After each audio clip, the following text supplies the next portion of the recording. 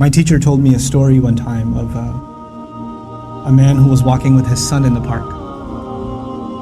And they're walking together, and his son looked at a crow in a tree. And he said, "Baba, what's that?" It's like a 2-year-old kid. Baba said, "It's a crow." And he said, "Baba, what's that?" And he said, "It's a crow."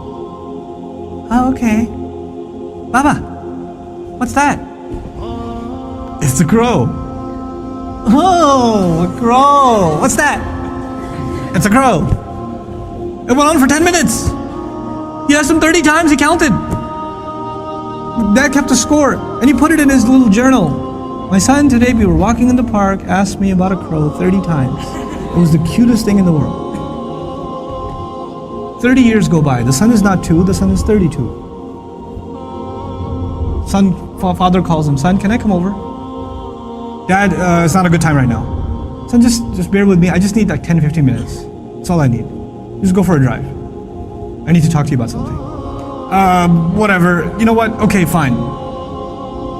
So he comes over, gets in the car, they go over, drive over to a park. "What's this about, Dad? Can you tell me quickly? I got things to do." "Just take a walk with me, son. It's okay." You take a walk. You see a crow in a tree. The dad says, "Son, what's that?" "Seriously, Father? It's a crow." "Oh, son, what's that?" "Is this a game? I have things to do, okay? It's a crow. You can't see, I just got you new glasses last month. Why is this happening to me? Dad, why are you so difficult? I don't understand what the problem is. Just tell me what you really want. I'm busy, okay?" The dad pulls out his journal. He says, "Son, this is something that happened 30 years ago. We were walking down this park. You saw a crow. And you asked me 30 times. And I gave you a smile every time. You couldn't handle twice. What are we giving our parents?" I'm not even bringing Allah into the picture. The fact that Allah mentioned Himself and then mentioned His parents is, you think about that. What have they done for us and what have we done for them? What have we done for them? How many parents leave, like their children are in ICUs, and they stand there and hovering over this little glass box with a baby inside, 24 hours a day, 7 days a week, standing in a hospital, not even sitting down, standing in a hospital, like feeding off of like vending machines. And that same kid grows up and doesn't have the time to call. That same kid, you know? How many mothers almost died giving birth? Almost died giving birth. And now it's so difficult to respond to her call. Or to just give her just a couple of minutes a day.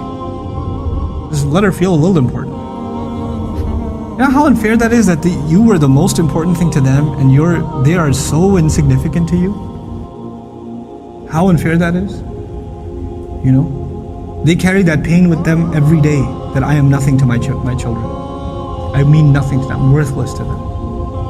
You know, they have no time for me. When something is worth something to you, it gets your time. Most of you at this age, you want to just get away from your parents. You just want to be with your friends. You want to be on your own. You just don't want to be with your parents. You know? That's, you develop this crooked habit now and it will only get worse over time. Our parents have very, very, very strong emotions. They're very protective of us. For them, you won't know this until you become a parent. For them, it doesn't matter when you turn 60, you're still their baby. They still remember changing your diaper. They still remember feeding you milk. They still remember burping you and cleaning up after you peed in the back seat. They still remember that. You don't remember that, they remember that. My son won't remember that. I was like, I gotta go. Then all of a sudden he stops complaining. I'm like, oh. Time to roll down the windows.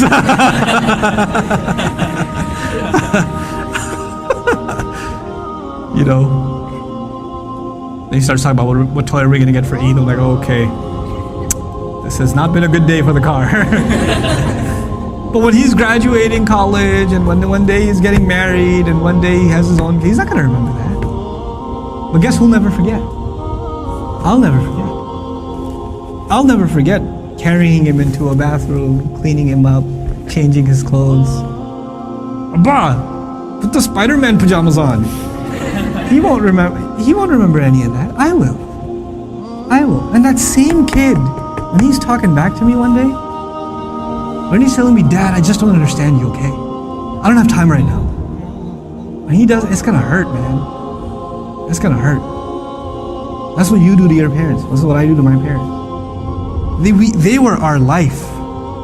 They gave up their life for us. Our parents gave up careers for us. Our parents gave up vacations for us. Our parents gave up friends for us. You know that? I know that now.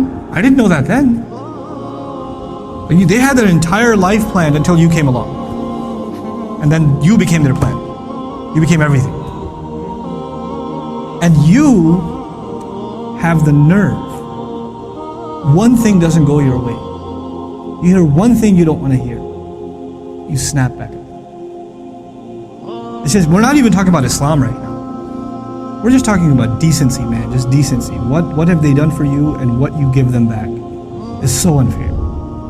It is so unfair. My dad's so annoying. My mom's so this. They're always mad. They're never happy. They're this, they're that. What are you? What about you? I'm telling you, I can't say this enough times. If you don't earn your parents' du'as, nothing good will come of your life. Nothing good will come of your life if they're not happy with you. If you haven't done everything you can to make them happy. And never give them, you haven't, in all honesty, sometimes parents can be unfair. They're human beings, they can be unfair too.